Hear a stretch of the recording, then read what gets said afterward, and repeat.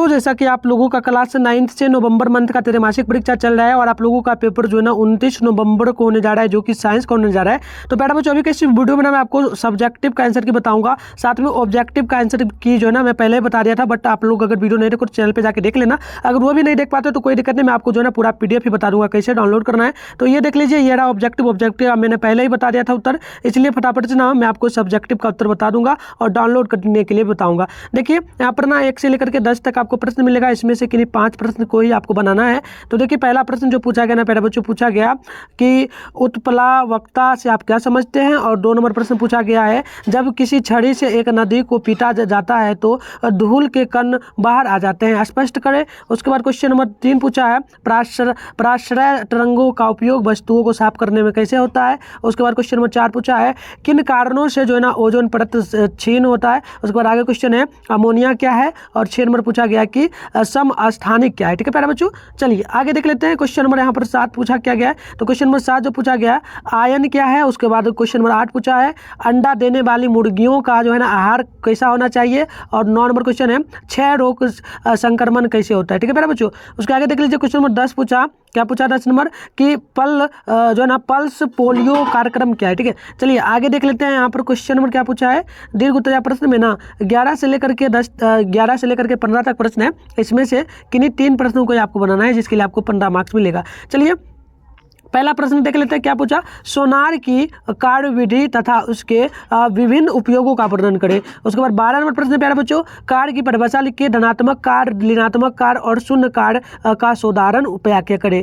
और 13 नंबर प्रश्न पूछा कि हरित गृह प्रवाह और जो है ना वैश्विक उष्मीकरण पर निबंध लिखें। और 14 नंबर है कि वोर का परमाणु मॉडल का संक्षिप्त विवरण दे। उसके बाद अगली क्वेश्चन है कि मिश्रित मछली जो है ना संवर्धन का वितरण दे। तो प्यारे बच्चों मैं ना फटाफट से आपको इसका उत्तर बता देता हूं और आगे डाउनलोड करने के लिए बता दूंगा। आपसे एक रिक्वेस्ट है, आपका और भी पेपर होने जा रहा है प्यारे बच्चों, SST का उसका भी वीडियो डाल देगा, तो चैनल पे देख लीजिए, उसका सब्जेक्टिव भी आएगा एंड मैथ इंग्लिश सबका डाला जाएगा। तो आप लोग चैनल को जल्दी से उसके लिए सब्सक्राइब कर लीजिए। तो चलिए पहला प्रश्न का उत्तर देख लेते हैं, क्या उत्तर होगा प्यारे बच्चों।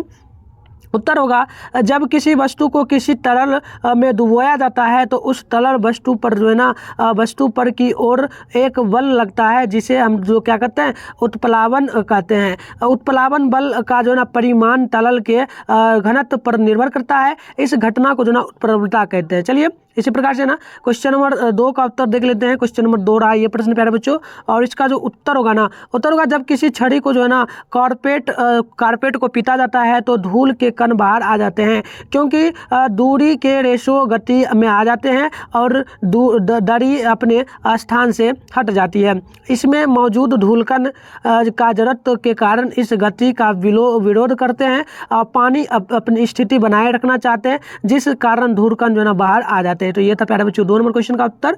चलिए आगे देख लेते हैं। क्वेश्चन नंबर 3 का जो करेक्ट उत्तर होगा प्यारे बच्चों, आप लोग देख लेना। क्वेश्चन नंबर 3 ये रहा, इसका उत्तर होगा, प्राश्रय तरंगों का उपयोग वस्तुओं के उन भागों में को साफ करने के लिए किया जाता है जिन तक पहुंचना कठिन होता है, जैसे सर्फी, लाकर, नली इत्यादि। जिन वस्तुओं को साफ करना होता है उन्हें साफ करने वाले घोल में रखा जाता है और इस घोल में प्राश्रय तरंगें भेजी जाती है। इन तरंगों की उच्च आवृत्ति के कारण धूल, गंदगी के कण तथा चिकने पदार्थ अलग होकर नीचे गिर जाते हैं और वस्तु की दूरी साफ हो जाती है। तो चलिए आगे देख लीजिए, ये रहा प्यारे बच्चों क्वेश्चन नंबर 4 और इस क्वेश्चन नंबर 4 का उत्तर देख लीजिए। उत्तर जो होगा ना प्यारे बच्चों आप लोग जल्दी से पढ़ लीजिए और लिख भी लीजिए अगर हो तो। देखिए ओजोन के क्षय होने के मुख्य कारण मनुष्य द्वारा बनाए गए क्लोरोफ्लोरो कार्बन यौगिक हैं। ये बहुत अस्थायी होते हैं जो वायुमंडल तक पहुँच जाते हैं, जहाँ जो ओजोन परत जो है ना ओजोन परत होती है, जिसे समताप मंडल कहते हैं। यही सूर्य से आते हैं। पराबैंगनी किरणें को तोड़कर क्लोरोफिल जो है ना क्लोरोलिन बनता है। इस क्लोरोलिन का एक परमाणु लाख ओजोन परमाणुओं को नष्ट कर देती है।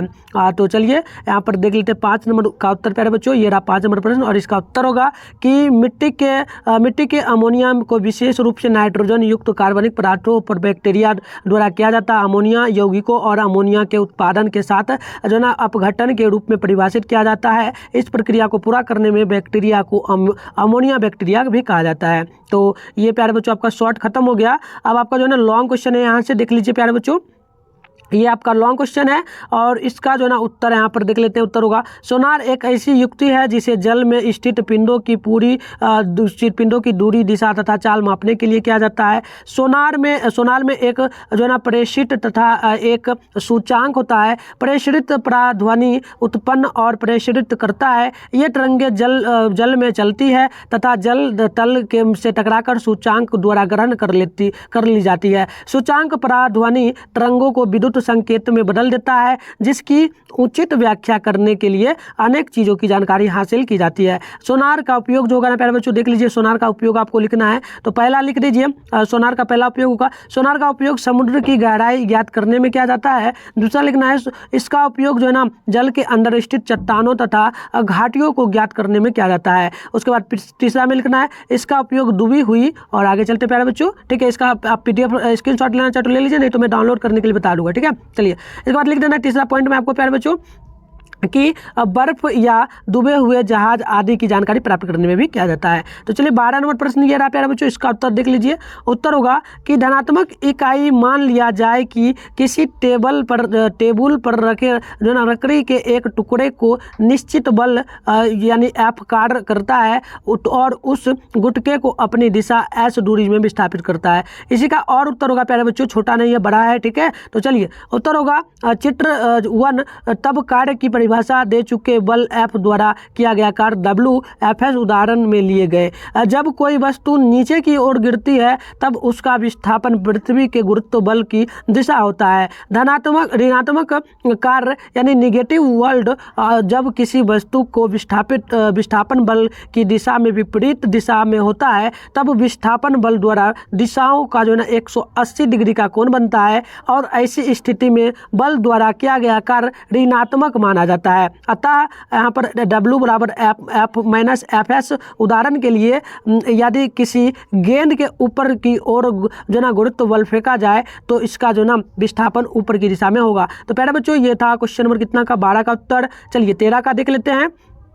ये रहा 13 नंबर प्रश्न का उत्तर प्यारे बच्चों, वायु की उपस्थिति के कारण पृथ्वी का ताप अनुकूल रहता है। पृथ्वी के ताप का नियंत्रण हरित गृत प्रवाह के कारण जो ना होता है। हरित गृत प्रवाह कांच की बनी एक इमारत होती है जिसका निर्माण पौधों द्वारा ठंडक बचाने के लिए किया जाता है। सूर्य की किरणें कांच से होकर के जो ना हरित गृह सतह को गर्म करती है। कांच हरित गृह के भीतर जो ना उष्मा को रोक लेता है, जिससे हरित गृह अंदर का तापमान बाहर तापमान से अधिक हो जाता है। ठीक उसी प्रकार जो ना वायुमंडल में स्थित सभी प्रकार की जो ना प्रतिक्रिया जिसे हरित गृह प्रवाह भी कहा जाता है। तो प्यारे बच्चों मैंने आपको बता दिया इसका आंसर, आप चलिए फटाफट से डाउनलोड करके बता देते हैं।